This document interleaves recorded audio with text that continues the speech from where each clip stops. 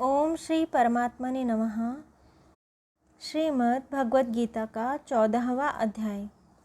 उसके उपरांत श्री कृष्ण भगवान बोले, हे अर्जुन, ज्ञानों में भी अति उत्तम परम ज्ञान को मैं फिर भी तेरे लिए कहूँगा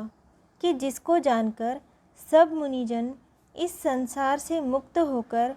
परम सिद्धि को प्राप्त हो गए हैं। हे अर्जुन, इस ज्ञान को आश्रय करके अर्थात धारण करके मेरे स्वरूप को प्राप्त हुए पुरुष सृष्टि के आदि में पुनः उत्पन्न नहीं होते हैं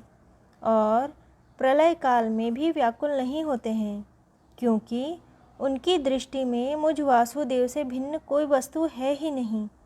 हे अर्जुन, मेरी महत ब्रह्मरूप प्रकृति अर्थात त्रिगुणमयी माया संपूर्ण भूतों की योनि है अर्थात गर्भाधान का स्थान है, और मैं उस योनि में चेतना रूप बीज को स्थापन करता हूँ। उस जड़ चेतन के संयोग से सब भूतों की उत्पत्ति होती है। हे अर्जुन, नाना प्रकार की सब योनियों में जितनी मूर्तियाँ अर्थात शरीर उत्पन्न होते हैं, उन सब की त्रिगुणमयी माया तो गर्भ को धारण करने वाली माता है, और मैं बीज को स्थापन करने वाला पिता हूँ। हे अर्जुन, सत्वगुण, रजोगुण और तमोगुण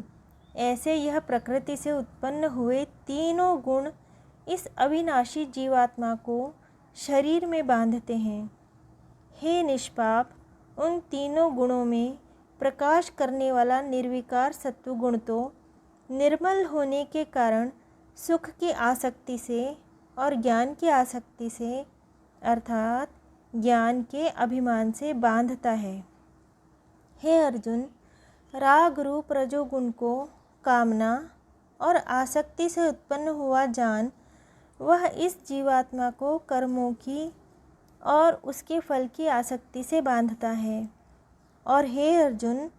सर्वदेहाभिमानियों के मोहने वाले तमोगुण को अज्ञान से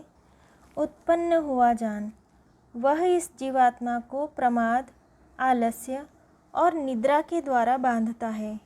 क्योंकि हे अर्जुन, सत्वगुण सुख में लगाता है और रजोगुण कर्म में लगाता है तथा तमोगुण तो ज्ञान को आच्छादन करके अर्थात ढक के प्रमाद में भी लगाता है।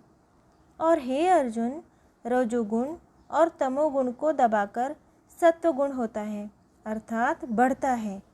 तथा रजोगुण और सत्वगुण को दबाकर तमोगुण बढ़ता है। वैसे ही तमोगुण और सत्वगुण को दबाकर रजोगुण बढ़ता है। इसलिए जिस काल में इस देह में तथा अंतःकरण और इंद्रियों में चेतनता और बोध शक्ति उत्पन्न होती है, उस काल में ऐसा जानना चाहिए कि सत्वगुण बढ़ा है। और हे अर्जुन, रजोगुण के बढ़ने पर लोभ और प्रवृत्ति अर्थात सांसारिक चेष्टा और सभी प्रकार के कर्मों का स्वार्थ बुद्धि से आरंभ एवं अशांति अर्थात मन की चंचलता और विषय भोग की लालसा यह सब उत्पन्न होते हैं। तथा हे अर्जुन, तमोगुण के बढ़ने पर अंतःकरण और इंद्रियों में अप्रकाश एवं कर्तव्य कर्मों में अप्रवृत्ति और प्रमाद अर्थात व्यर्थ चेष्टा और निद्रादि अंतःकरण की मोहिनी वृत्तियाँ यह सभी उत्पन्न होते हैं। हे अर्जुन, जब यह जीवात्मा सत्वगुण की वृद्धि में मृत्यु को प्राप्त होता है, तब तो उत्तम कर्म करने वालों के मल रहित अर्थात दिव्य स्वर्गादि लोकों को प्राप्त होता है। रजोगुण के बढ़ने पर अर्थात जिस काल में रजोगुण बढ़ता है, उस काल में मृत्यु को प्राप्त होकर कर्मों की आसक्ति वाले मनुष्यों में उत्पन्न होता है। तथा तमोगुण के बढ़ने पर मरा हुआ पुरुष, कीट, पशु आदि मूढ़ योनियों में उत्पन्न होता है। क्योंकि सात्विक कर्म का तो सात्विक अर्थात सुख, ज्ञान और वैराग्यादि निर्मल फल कहा गया है, और राजस कर्म का फल दुख, एवं तामस कर्म का फल अज्ञान कहा गया है। सत्व गुण से ज्ञान उत्पन्न होता है और रजोगुण से निसंदेह लोभ उत्पन्न होता है तथा तमोगुण से प्रमाद और मोह उत्पन्न होते हैं और अज्ञान भी होता है। इसलिए सत्वगुण में स्थित हुए पुरुष स्वर्ग आदि उच्च लोक को जाते हैं और रजोगुण में स्थित राजस पुरुष मध्यम अर्थात मृत्यु लोक में ही रहते हैं। एवं तमोगुण के कार्य रूप निद्रा, प्रमाद और आलस्य आदि में स्थित हुए तामस पुरुष अधोगति को अर्थात कीट, पशु आदि नीच योनियों को प्राप्त होते हैं। हे अर्जुन, जिस काल में दृष्टा अर्थात समष्टि चेतन में एक ही भाव से स्थित हुआ साक्षी पुरुष तीनों गुणों के सिवा अन्य किसी को करता नहीं देखता है, अर्थात गुण ही गुणों में बरतते हैं ऐसे देखता है और तीनों गुणों से अति परे सच्चिदानंद घन स्वरूप मुझ परमात्मा को तत्व से जानता है, उस काल में वह पुरुष मेरे स्वरूप को प्राप्त होता है तथा यह पुरुष इन स्थूल शरीर की उत्पत्ति के कारण तीनों गुणों को उल्लंघन करके जन्म, मृत्यु, वृद्धावस्था और सभी प्रकार के दुखों से मुक्त हुआ परमानंद को प्राप्त होता है। इस प्रकार भगवान के रहस्य युक्त वचनों को सुनकर अर्जुन ने पूछा कि हे पुरुषोत्तम, इन तीनों गुणों से अतीत हुआ पुरुष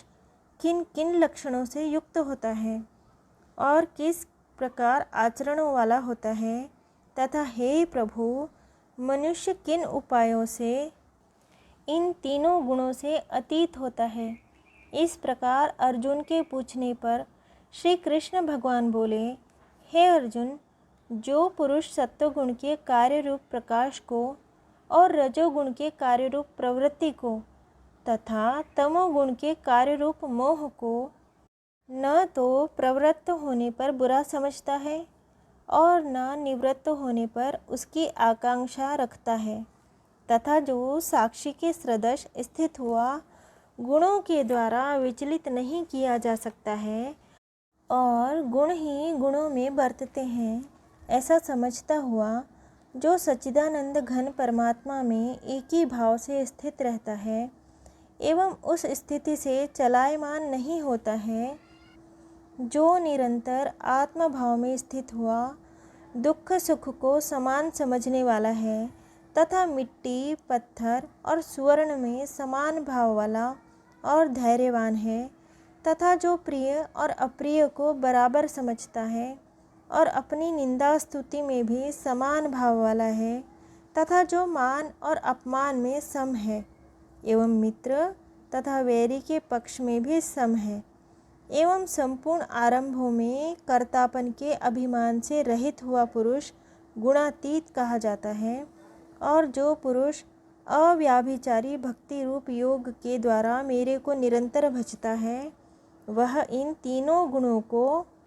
अच्छी प्रकार उल्लंघन करके सच्चिदानंद घन ब्रह्म में एक ही भाव होने के लिए योग्य होता है। हे अर्जुन, उस अविनाशी पर ब्रह्म का और अमृत का तथा नित्य धर्म का और अखंड एक रस आनंद का मैं ही आश्रय हूँ, अर्थात उपयुक्त ब्रह्मा, अमृत, अव्यय और शाश्वत धर्म तथा एकांतिक सुख, यह सब मेरे ही नाम हैं, इसलिए इनका मैं परम आश्रय हूँ। इति श्रीमद्भगवद्गीता रूपी उपनिषद एवं ब्रह्म विद्या तथा योग शास्त्र विषयक श्री कृष्ण और अर्जुन के संवाद में गुणत्रय विभाग योग नामक 14वां अध्याय।